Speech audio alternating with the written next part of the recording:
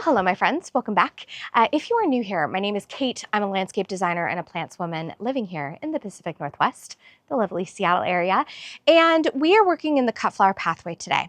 Now, for those of you who have been here a while, you already know this, but I used to have a 30 by 50 cut flower garden in this lower back area. However, time is precious. I have a growing family, I have a busy life, and I want a more manageable space. So thus the birth of the cut flower pathway. Okay, we're doing some things today. First and foremost, we are finalizing some irrigation pieces and we are getting a new treasure hooked up. You guys, I'm getting another Hoselink. This is so crazy. So thank you to my friends at Hoselink for sponsoring this video, because you cannot have a cut flower garden without water. So I've already done a little bit of pre-work, but I'm gonna clue you in on the decisions I made in terms of irrigation. I'm also gonna walk you through a diseased dahlia I have. And guess what? We're not gonna cry about it. We're gonna rip it out and we're gonna move on. And then I also wanna show you how I am staggering my bulb display with some annuals, because that's a trick that you can implement in your own garden, no matter where you live. Oh, I almost forgot. We're gonna do some planting. We're gonna do some container planting, because I've created a little focal point down at the end of my cut flower walkway, and it is just a vignette that I have a feeling is going to give me life. So let's jump in. Friends, we are starting with my hose area, because I am actually going to be doing 2 different planters today to gussy up this area. And obviously I need a hose to water them in. So this is our old system. I have gone through this in multiple videos before, but we used to have 2 beehive systems. One that controlled the entire back garden and a second that controlled the front garden. This was such a great solution because we just weren't in a position when we moved in and started establishing these spaces. We weren't in any position to put in a full irrigation hoopla. It takes a lot. So now that we've redone the back garden, we can get rid of this. And also, you guys, I am obsessed with my Hoselink. It's actually changed the way I behave in my garden. And so we are going to decommission this bad boy. We're going to pop in the new Hoselink, and we're going to get to using that bad boy because I have waited long enough. I'm going to start by removing this guy right here, but you guys, I am so ready to be done with all of this downward pulling on our hose bib. We live in an old house, and if you've ever lived in an old house, you know that you need to prioritize the projects. Money doesn't always get spent in like the visible areas. Sometimes you have electrical and plumbing and so on and so forth. And so this was our solution, and it worked for a very long time. But we are on to bigger and better things. So here's what we're gonna do. This whole contraption here, I will probably downsize this. I'll just swing it here so you can really see. I will downsize this to something that's maybe just a single splitter because this is extra. It is not necessary. So now that I've got that hose off, I'm going to take off my beehive. We may give this away on Buy Nothing. I just don't think I need it here. But essentially, I am going to detach this unit and I'm going to mount our Hoselink because I don't think I even need a splitter on this anymore. I think its days are done. All right, friends, when you get your Hoselink, okay, first of all, you're gonna be really excited and you're probably gonna scream a little bit like I did. You guys, listen, a good hose is worth its weight in gold. It comes with one of these things. Now, we had thought about putting it directly on the house, but I kind of felt like I don't know what the future of this siding is. We don't know how old this is. I don't know what's happening in terms of studs inside the house. And so we opted for the metal post that we sunk into concrete. And we just really have it right up against our foundation wall here, sunk in a big old chunk of concrete. I showed you in another video how I did that. And that's how we prefer to do this. There's no right or wrong way. Whatever you choose is your pathway. It's your garden, do what you want. The other thing with an old house is on that old splitter and our old system that we were running off of our hose bib, we were constantly facing leaks. In fact, we woke up one morning to like a geyser that had come out of the wall because it had popped off. So I'm just like, I'm so happy and grateful to have an in-ground irrigation system, and we're just hooking up Hoselink. Okay, you guys have now seen this on the channel like 3 times. The trickiest part, honestly, is finding the dang hole that it goes in. And then, you guys, that's it. That's it. And also, it matches our ambiguous black so perfectly. You guys, I love that it's literally right outside of my greenhouse because I just pull it in. My gosh. You guys, I'm obsessed. Dun, dun, dun, dun. It's changing my life. I think we should do a couple things though, because here's what I notice. I still want a hose guide coming down this front walkway, because if I pull this out and I need to water something down there, like I've just put something in the ground, or you guys, we're gonna plant up a cute little treasure that I found. I want a hose guide because I don't want it whacking my dahlias while they're still really little. So let me show you what I got. These are from my friends at Rock Mountain. You've seen, gosh, I actually haven't done a video there in a long time, but they're constantly getting in really, really cool things. And I saw these and immediately I was like, guys, I need these in my life. So I bought 3 for the lower garden and I bought 3 for up here. And I want to show you how cute these are. Okay. Oh my gosh. I'm such a Northwest girl, like through and through.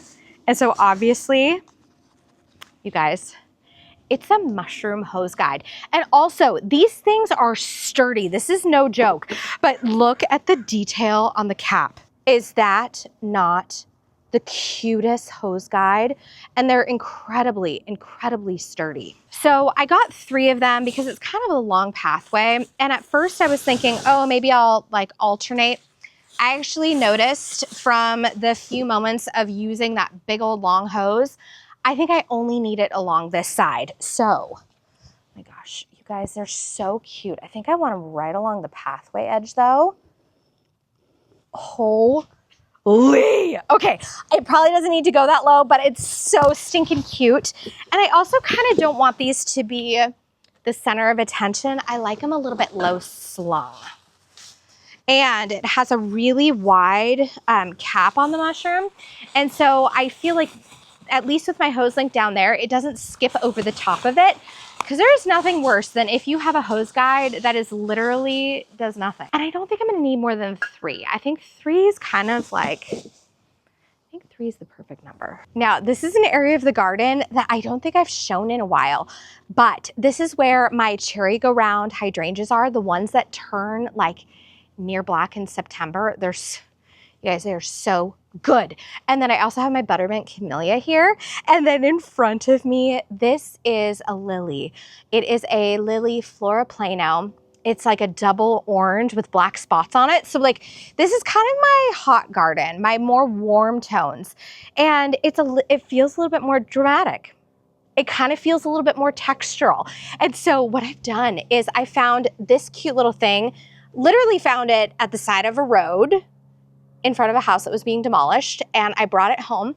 And then Brian helped me drill just like 1 1/4-inch hole right in the middle of each one. And then what we'll do is we'll actually run a little irrigation drip line up here. We'll do that later, but I want to show you what I'm planting in here because it's, you guys, it's really, really special. This is a Tiarella, and it's a trailing Tiarella.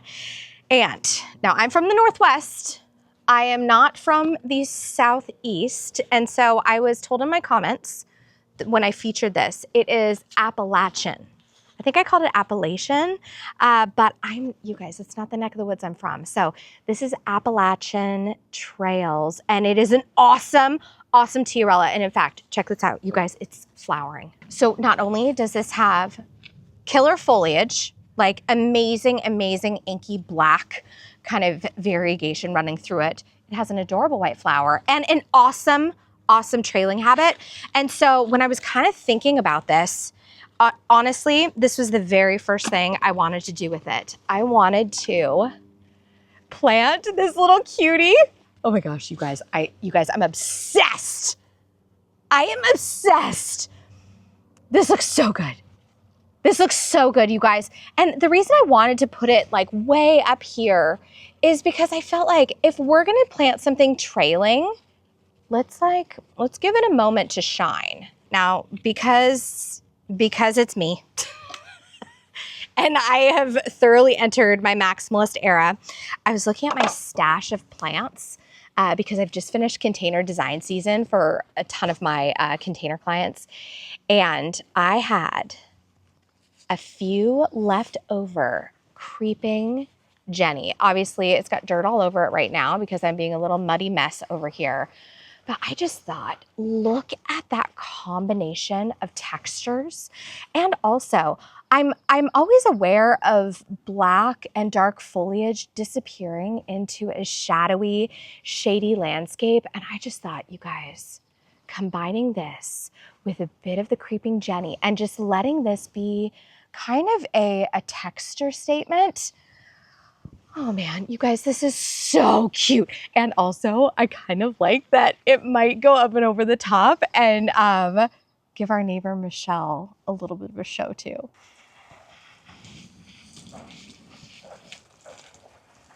You guys, this was the best container, and I don't think I showed it enough on this channel. But these were the ranunculus that I bought from my friend Ann Long, who owns Dahlia House. And you guys, this is what I'm gonna do. I'm gonna save these and replant them next year, but I do need to dry them out first. And so I'm gonna dry them out somewhere cool and dark. I'm not gonna like lay them out in the sun, but what we're gonna do in the meantime is I'm gonna put them in my Hoselink box. I mean, they are sponsoring this video, so, you know. Okay. And by the way, I do not know what got into me, but I planted like 5 different colors in here, and it was the most glorious mix of like sunset tones and yellows and oranges and pinks. It was just like, you guys, it was just the best. It was just the best. And what's so funny is I'm usually kind of a control freak about my colors, but this was a tightly curated mix, and it was just perfection. I've decided, since I have a very dahlia forward cut flower pathway, I'm gonna do a little cut flower pot here, and I am going to plant cosmos. And what's so funny is I'm actually gonna plant these little cupcake cosmos. And I haven't planted these before, but cosmos are such an easy one. They always come up for me. I'm actually using very old seed, but I just kind of decided, you know, I think I want this to be this living, ephemeral, kind of constantly in flow container. And so we're going to do cosmos in here. And I'm going with the cupcake white because, again, I think I just want something. This is such a riot of color. I just want something very fresh and clean against the baguette. And so, you guys, cosmos. And we're just doing the one. I'm not going to go overboard. I mean, I go overboard in like a lot of things, but I think for this, I just want simplicity. I'd kind of thought about maybe doing a second variety around the rim, but for me, I'm just going to do this. And I'll probably thin these out once they come up. I am going a little bit heavier than I would in an in-ground setting, but guys, I think this is gonna be so cute.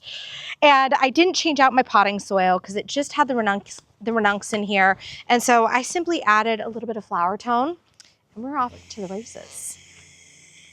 All right, now this next project is something that I don't think a lot of people like to show on the internet, but it's something that's very valuable to gardeners.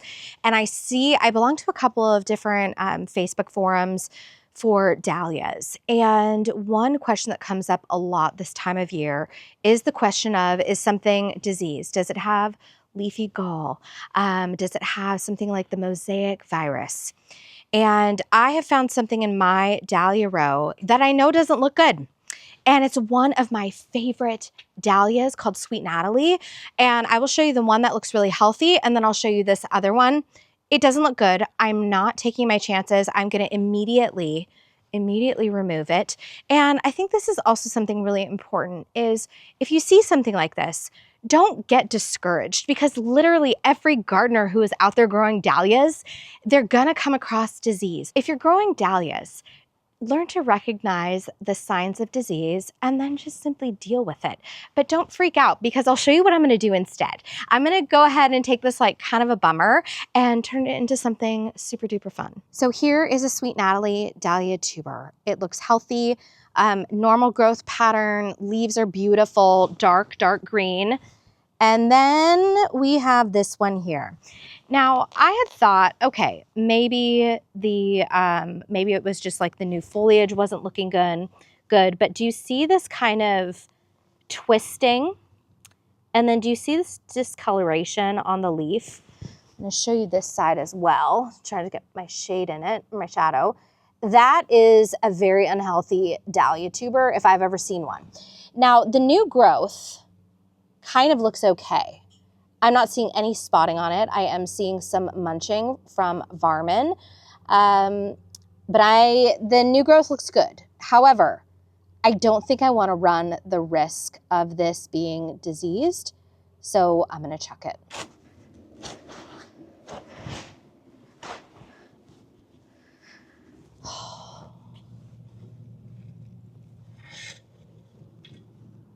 Now, I could full on dive into a depressive spiral over this, but I'm not going to, because that doesn't do me as a gardener any good. I think sometimes you just have to like pick up and move on. And what's really actually super cool about this is I went ham with my dahlias, and I didn't leave a lot of room for zinnias, and zinnias are some of my absolute favorites. So I'm gonna show you what I'm gonna do. I have a whole bunch of these cages, and I think I'm actually gonna order more. These are just big box store, nothing fancy, little tiny cages. And what I like about them is you can do a little square, you can do a little fence, you can do a little triangle. These are not gonna be staked into the ground. The stakes aren't big. And so that's like the one thing that I think is kind of a downer about these is I wish they had a longer stake to really get it into the ground, but this is gonna do for now. But here's what I'm up to. I love a zinnia, but my bunnies also have decided they love zinnias. However, if I can get them started and get them to a nice size, then they leave them alone. So here's my thinking. I'm gonna go ahead and put this cute little cage in place. And I'm going to use this to protect my zinnias as they are taking root. And what's great is they get lots of sun. They're right on the drip line, but I'm going to keep watering them in as they start growing. And it's nice and hot. And zinnias are a kind of like a nice one to throw in if you feel a little behind in your cut flowers. Zinnias are just quick, right off the line. And so what I'm going to do is I'm going to plant a zinnia that a lot of you suggested I plant, and also one of you sweethearts sent me. I cannot even believe you did this, but this is a zinnia called Linen, and this subscriber bought it from Johnny's, and she bought it just this past year. And so I'm going to put a couple in here. I'm going to put 3 in there, and I'll probably thin it down to 1 because, as you know, zinnias get really big. But this is this dreamy, it's linen. It's like this nice creamy linen, and I think this is gonna be so flexible. And so anywhere I have a dahlia that has not come up, I'm simply gonna put one of these cages down, and I'm going to select a zinnia to put in the ground. Now, the other thing is I have some clumps of daffodils where the foliage is very slowly dying back. I think I'm gonna do the same thing there. So I'm gonna really sit with myself for a little bit and figure out what zinnias I wanna grow, but I'm gonna go ahead and take advantage of that bulb space, and I'm gonna put seeds right on top. I wanted to touch on just a couple of things to think about if you need to design around mechanical elements, because oftentimes mechanical elements can be super ugly, but I think something like this hose elevates the space. So number one, I've invested in a very lovely glass house. This is like a French lamb's glass house, and it needs, for me, to have a certain aesthetic, but it also needs to have a function. And I think the merger of those two is really important. And it's one of the reasons that I was like, yes, we are doing a Hoselink here. I'm not gonna have some coiled hose monstrosity because it just cheapens the look. And so this is why by the front door, it's incredibly important. Down here, it's incredibly important because we need to merge the aesthetic with the function. The next thing is when you are installing a hose, we've talked about being mindful of the swing, but also be mindful of how you use a Hoselink. Now, some people are a hand over hand, pull it out. Some people are a walk it out as far as you need it, and then you're ready to go. I do a combination of both. And so for me, knowing that, I need to know what directions I'm gonna pull it in. I need to know, do I have space to like pull it out and have kind of a little bit of extra hose on hand. Now, the next thing, the reason that I wanted this to swing and kind of align with the back of the house is for me, it's really important to have this visual very clear. I have a gorgeous pot here. I'm considering investing in matching containers. So we'll have to kind of see how that unfolds. That may be something for next year. But if I'm going to put a container here, I want to be able to work around it. And if I have a swinging Hoselink, I'm actually going to be able to do that. And last but not least, for the time being, I think what I'm going to do is I'm going to leave this space just a nice clear pathway, because that's the other thing. I want to be able to access my things easily, and I want to be able to put them away easily. And so having a little bit of space here, I think is going to be really good. If I did anything, I would put some cute like bunny tail grasses that I could clip and put into floral arrangements, because those could float seamlessly beneath a Hoselink, and then it's just one more element that I get to use and enjoy in my cut flower pathway. Friends, if you haven't already, I would love it if you would like and subscribe to the channel. It is free for you, but on the back end, it is incredibly meaningful to us as we grow this channel and spread all of the garden cheer. And also, we were in our analytics and it did show that almost half of you are not subscribed. So what are you waiting for? Come on board. It's a darn good time. Thank you so much for watching another garden adventure. We're going to see you in the next one. And in the meantime, as always, say hello to your garden for me.